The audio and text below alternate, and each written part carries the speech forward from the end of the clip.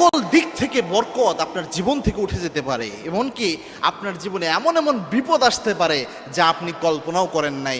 এমনি সব জায়গায় সব ভালো কাজের শুরুতেই তো ন্যাচারালি বিসমিল্লাহ পড়তে হয়, এটা আল্লাহ রাব্বুল আলামিনের বিধান এবং এটা সুন্নতি পদ্ধতি। তবে মিনিমাম এই তিনটা জায়গায় বিসমিল্লাহ কখনো ভুল করবেন না। এই তিন জায়গায় বিসমিল্লাহ ভুল করার জন্যই বেশিরভাগ সমস্যা হয়। এই যে ফ্যামিলিগুলোতে এত বেশি সমস্যা হয় আর পারিবারিক যে কলহগুলো হয়, এটারও একটা অন্যতম কারণ হচ্ছে এটা। মনে রাখবেন বিসমিল্লাহ অন্য যে কোনো অন্যান্য সব কিছুর চেয়ে অনেক স্পেশাল একটা জিনিস। এবং আল্লাহ রাব্বুল আলামিন পবিত্র কোরআনে 114টা সূরার মধ্যে 113টা সূরাতে বিসমিল্লাহ দিয়েছেন। একটা সূরাতে সূরা তাওবাতে আল্লাহ বিসমিল্লাহ দেন নাই, তবে আবার সূরা নামলের মধ্যে 2বার বিসমিল্লাহ দিয়ে 114 বারকে আল্লাহ পূরণ করে দিয়েছেন। এজন্য বিসমিল্লাহর মধ্যেই বরকত রয়েছে। আল্লাহর হাবিব যে কোনো কাজে বিসমিল্লাহ পড়তেন। তিন জায়গায় বিসমিল্লাহর মধ্যে প্রথম যেটা, সেটা হচ্ছে বাথরুমে প্রবেশের পূর্বে বিসমিল্লাহ পড়া। আপনারা চিন্তা করতে পারেন, হুজুর বাথরুমে প্রবেশের পূর্বে আবার বিসমিল্লাহ পড়তে হয় নাকি? হ্যাঁ, বাথরুমের যে আমরা দোয়াটা পড়ি, আল্লাহুম্মা ইন্নী আউযু বিকা মিনাল খুবসি ওয়াল খাবাইস, এটার একটা ফজিলত রয়েছে। আর আপনি যদি বিসমিল্লাহর সাথে পড়েন তাহলে আরেকটা ফজিলত রয়েছে, তিরমিজিতে হাদিসগুলো এসেছে।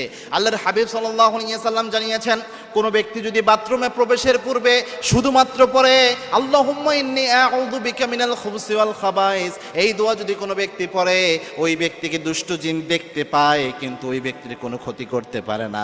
আর কোনো ব্যক্তি যদি বিসমিল্লাহ লাগিয়ে পড়তে পারে, বিসমিল্লাহি আল্লাহুম্মা ইন্নী আউযু বিকা মিনাল খুবসি ওয়াল খাবাইস, এই দোয়া যদি পড়তে পারে, আল্লাহর হাবিব সাল্লাল্লাহু আলাইহি ওয়াসাল্লাম বলেছেন দুষ্ট জিন ওই ব্যক্তিকে দেখতেই পায় না, ক্ষতি তো করবে দূরের কথা। আল্লাহু আকবার। মানে বিসমিল্লাহর সাথে যখন আপনি দোয়াটা লাগাবেন, দুষ্ট জিন আপনাকে দেখতেই পারবে না।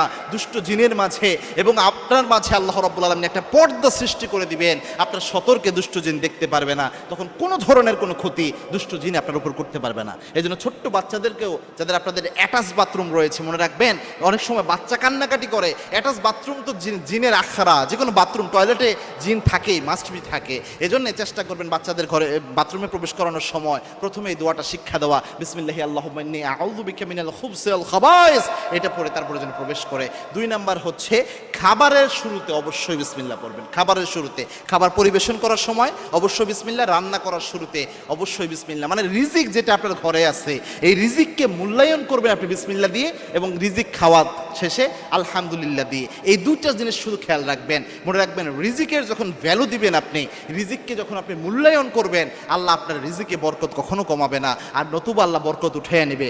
এবং কি আল্লাহর হাবিব সাল্লাল্লাহু আলাইহি ওয়াসাল্লাম বলেছেন, যেই খাবারের মধ্যে বিসমিল্লাহ বলা হয় না, ওই খাবারের মধ্যে ইবলিস শয়তান শরীক হয়ে যায়। যেই কাপড় পরার সময় বিসমিল্লাহ পরা হয় না, ওই কাপড়ের মধ্যে ইবলিস শয়তান অংশগ্রহণ করে। এই জন্য ঘরের খাবার যাই হোক না কেন বিসমিল্লাহ পড়বেন, এই জিনিসটা মাথায় অবশ্যই খেয়াল রাখবেন। 3 নাম্বার হচ্ছে আপনি বিসমিল্লাহর সাথে মাগরিবের সময় হলেই আপনার ঘরের দরজা জানলাগুলো লাগাইয়া দিবেন। এটা খুব মারাত্মক একটা বিষয়। মাগরিবের সময় দরজা জানলা কেন লাগাবেন? আল্লাহর হাবিব সাল্লাল্লাহু আলাইহি ওয়াসাল্লাম জানিয়েছেন, চমৎকার একটা হাদিস এসেছে, আল্লাহর হাবিব সাল্লাল্লাহু আলাইহি ওয়াসাল্লাম বলেছেন, যখন আজান হয় তখন তোমরা ঘরের দরজা জানলাগুলো লাগিয়ে দাও, এবং দেখবা ওই সময় যখন কুকুর কান্না করে, আল্লাহর হাবিব সাল্লাল্লাহু আলাইহি ওয়াসাল্লাম বলেছেন তোমরা ওইটাকে এই জন্যে গুরুত্বের সাথে দেখো, কেননা এবং আল্লাহর কাছে আশ্রয় চাও কুকুর কান্না করলে, কেননা কুকুর এমন কিছু দেখতে পায় যেটা তোমরা দেখতে পাও না। খুব মারাত্মক একটা বিষয়। এবং কি আল্লাহর হাবিব সাল্লাল্লাহু আলাইহি ওয়াসাল্লাম জানিয়েছেন, মাগরিবের সময় যখন আজান হয়ে যায়, দুষ্ট জিন ইবলিস শয়তান দৌড়াতে শুরু করে, যেই ঘরের দরজা জানলা ফাঁকা পায় ওই ঘরের মধ্যে ইবলিস শয়তান প্রবেশ করে ফেলে। এই জন্য যখনই মাগরিবের সময় হবে পড়তে হবে বিসমিল্লাহি তাওয়াক্কালতু আলাল্লাহ, এটা বলে ওই সময় দরজা জানলা লাগিয়ে দিতে হবে। এটা খুব গুরুত্বপূর্ণ। এই 3 সময় অবশ্যই বিসমিল্লাহ পড়বেন। পাশাপাশি অনেক জায়গা রয়েছে, যেমন ঘর থেকে বের হওয়ার যাওয়ার সময় বিসমিল্লাহি তাওয়াক্কালতু আলাল্লাহ ওয়ালা হাওলা ওয়ালা কুওয়াতা ইল্লা বিল্লাহ, এই দোয়া তো অবশ্যই পড়বেন। এরপরে সব ভালো কাজের শুরুতে বিসমিল্লাহ পড়বেন। এগুলো তো আছেই, মিনিমাম এই 3টা জায়গা কখনো মিস করবেন না ইনশাআল্লাহ।